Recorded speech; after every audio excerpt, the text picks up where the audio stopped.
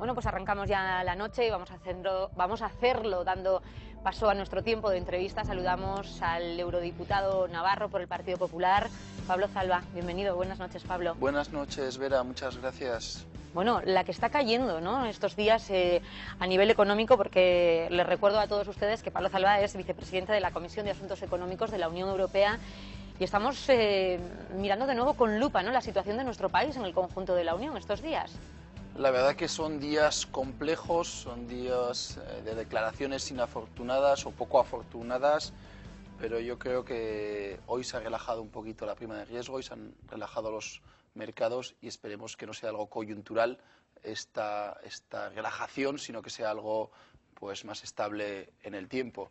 Pero hay que reconocer que después de Semana Santa no han sido días estables, precisamente. Bueno, ayer Rajoy prácticamente se puso manos a la obra, intentó mandar un mensaje de tranquilidad, tranquilidad en el Congreso, tranquilidad a la prensa, tranquilidad a los suyos, al Grupo Parlamentario Popular, y hoy desde Polonia, donde se ha reunido con el primer ministro, ha vuelto a mandar un mensaje contundente. España no va a ser intervenida. Quiero escuchar las palabras de esta mañana del presidente del Gobierno. Ni nadie ha planteado un rescate de España, ni nadie va a plantear un rescate de España, ni está en la agenda de nadie.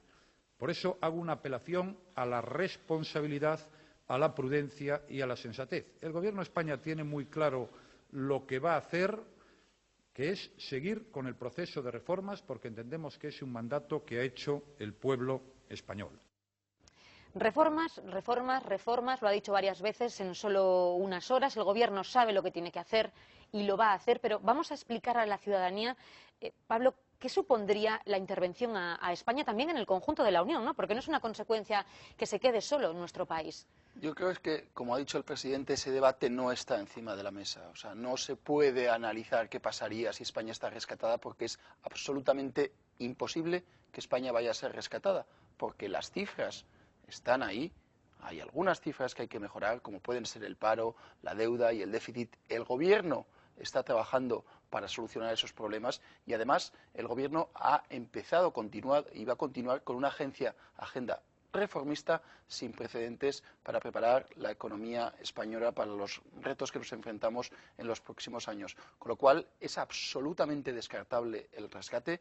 No solo lo ha dicho el presidente del Gobierno español, que lo acabamos de escuchar, lo dicen todas, absolutamente todas las instituciones europeas. Ni un solo líder europeo, a pesar de que hayan podido hacer declaraciones poco afortunadas, como decíamos al principio, estos últimos días, pero ningún solo líder europeo, ninguna sola institución europea, Comisión, Parlamento, Consejo, Banco Central Europeo, OCDE, nadie, absolutamente nadie, ha, digamos, insinuado la posibilidad de un rescate. Que haya medios de comunicación que lo hayan insinuado me parece una total irresponsabilidad, pero son medios de comunicación que yo creo que hay que darles el valor justo que deben tener esas declaraciones o esos artículos. Pero el rescate de España está absolutamente descartado hoy. ¿Qué siente un eurodiputado español que, entiendo, trabaja en Europa por mostrar una imagen de confianza en nuestra economía, por intentar volver un poco a la senda de la confianza en nuestro país, cuando se escuchan declaraciones como las del presidente de Sarkozy, el presidente francés, y más recientemente como las declaraciones realizadas por Monti? Y Rajoy también se refería ayer a la prudencia. Vamos a ser prudentes, España trabaja por lo suyo, pero no le desea mal a nadie, porque el bien de España es el bien del resto de Estados miembros. ¿Qué siente uno cuando oye a líderes políticos poner a España como mal ejemplo? Bueno, a mí no me gusta, Yo creo que no es bueno ni para España ni para Europa. El presidente Mariano Rajoy decía que lo que es bueno para España es bueno para Europa. Comparto completamente esa afirmación y yo diría más, lo que es malo para España es malo para Europa. Con lo cual, esas afirmaciones que tanto Sarkozy como Monti han realizado en los últimos días perjudican no solo a España, sino perjudican a Europa y por ende les perjudican tanto a Francia como a Italia respectivamente. Con lo cual yo creo que España y su gobierno han mostrado una madurez admirable. España ni su gobierno jamás han criticado la situación difícil de otros Estados miembros que la hay, que existe, y aún Estados miembros que están peor que España incluso. Jamás España ha dicho, ni su gobierno, ni una palabra crítica contra esos países, sino todo lo contrario. Siempre hemos demostrado nuestra solidaridad, como corresponde al proyecto europeo en el que nos vemos todos inmersos.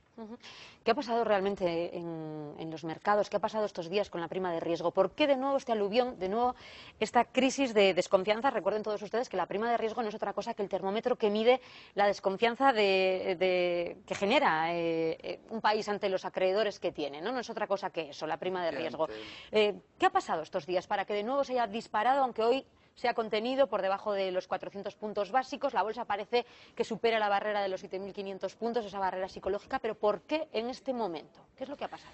Efectivamente, como decía Vera, la prima de riesgo es el diferencial de la deuda española, de lo que se paga por la deuda española respecto al bono alemán, respecto a la deuda Alemania. Cuanto mayor sea el diferencial, significa que hay más desconfianza de los mercados y como hay más desconfianza, España tiene que pagar más a sus acreedores, a los que compran su deuda. ¿Por qué estas semanas ha habido estas tensiones respecto a la prima de riesgo? Pues yo creo que hay multitud de factores. Un factor principal es la falta de perspectiva de crecimiento en Europa. Estamos haciendo todos los países un esfuerzo ingente por la austeridad, que es un esfuerzo necesario, digamos, para poder relanzar el crecimiento, pero es verdad que ese escenario de austeridad al que nos estamos enfrentando la mayor parte de los Estados miembros, a corto plazo no va a generar crecimiento, todo lo contrario. Con lo cual, yo creo que los Estados miembros y la Unión Europea tienen que hacer un planteamiento serio para que las economías de los Estados miembros tengan una perspectiva de crecimiento a medio plazo. Y eso se hace a través de reformas como las que está haciendo el Gobierno español, pero también reformas a nivel europeo. Tenemos que potenciar el mercado único, el mercado interior, que todos aquellos productos y todos aquellos servicios que se fabriquen o se ofrezcan en un Estado miembro se puedan ofrecer en igualdad de condiciones en cualquier Estado miembro. Hoy en día no existen barreras físicas para que los productos o las personas viajen, pero sí que existen barreras para que determinadas clases de empresas de servicios no sean factibles ser ofrecidos en toda la Unión Europea, con lo cual tenemos que potenciar el mercado único, tenemos que potenciar el mercado exterior para que nuestra economía, la economía europea, sea más competitiva y también el Banco Europeo de Inversiones puede hacer un esfuerzo mayor a través de préstamos para potenciar grandes infraestructuras europeas que crearían empleo durante su crecimiento, pero que también generarían crecimiento una vez que entrasen en vigor esas o que estuvieran disponibles esas infraestructuras. Con lo cual, la primera razón es la falta de perspectiva de crecimiento por parte de la Unión Europea. Con lo cual, tenemos que coger el guante y potenciar, hacer un plan desde la Unión Europea conjunto con los Estados miembros para potenciar el crecimiento. Otra cuestión es el Banco Central Europeo. Yo en numerosas reflexiones que he hecho a través de artículos y yo creo incluso aquí en este programa siempre hemos demandado una mayor implicación del Banco Central Europeo. Es verdad que hace unas escasas semanas se produjo la segunda inyección de liquidez a través de préstamos a las entidades financieras europeas, pero no es suficiente.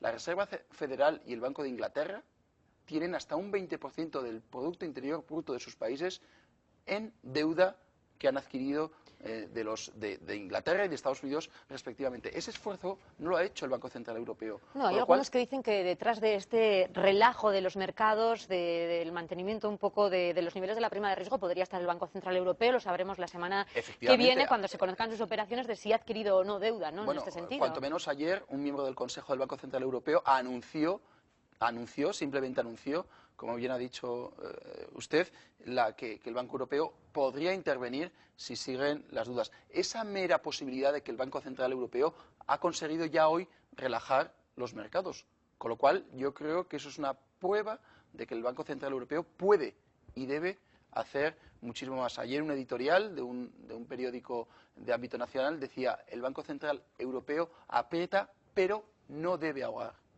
Yo creo que ese es un resumen un poco de la situación. Y luego otra clase de factores que también han contribuido a la inestabilidad de los últimos días, como hemos dicho al principio, pues son los codazos que estamos sufriendo estos días, pues tanto de Sarkozy como de Monti. Y yo insisto y comparto completamente el análisis del presidente del Gobierno, que lo que es bueno para España es bueno para Europa. Insisto y yo añado que lo que es malo para España es malo para Europa y por ende es malo para Francia y es malo para Italia. Bueno, vamos a escuchar las palabras que dirigía el presidente Mariano Rajoy en ese sentido a sus homólogos, en este caso no ponía nombres, pero tenía el dardo bien puesto en la mirada hacia Italia y hacia Francia por las declaraciones de Sarkozy y Monti. Lo decía ayer Mariano Rajoy ante su grupo parlamentario. Pedía responsabilidad. Nosotros, el Gobierno de España y los españoles, no vamos contra nadie. Nosotros no hablamos de otros países. Nosotros a todos los países de la Unión Europea y de la zona euro le deseamos lo mejor y esperamos que los demás hagan lo mismo, que asuman sus responsabilidades y que sean prudentes en sus afirmaciones. Prudencia es lo que pedía el presidente, lo hemos dicho, para mantener un poco, ¿no?, la tranquilidad en este sentido y también calmar a esos mercados. A mí me gustaría saber qué diferencias se pueden establecer, a grosso modo, en líneas generales, entre lo que ha ocurrido en los Estados Unidos, de donde viene la crisis económica, de donde parte la crisis económica en relación con Europa, ¿no? Porque Estados Unidos se ha recuperado de una manera mucho más ágil. No sé si es una recuperación, podríamos decir, más delicada, que luego podría caerse como un castillo de naipes. Pero en principio hay una diferencia clara entre lo que le ha ocurrido a los norteamericanos y a Europa.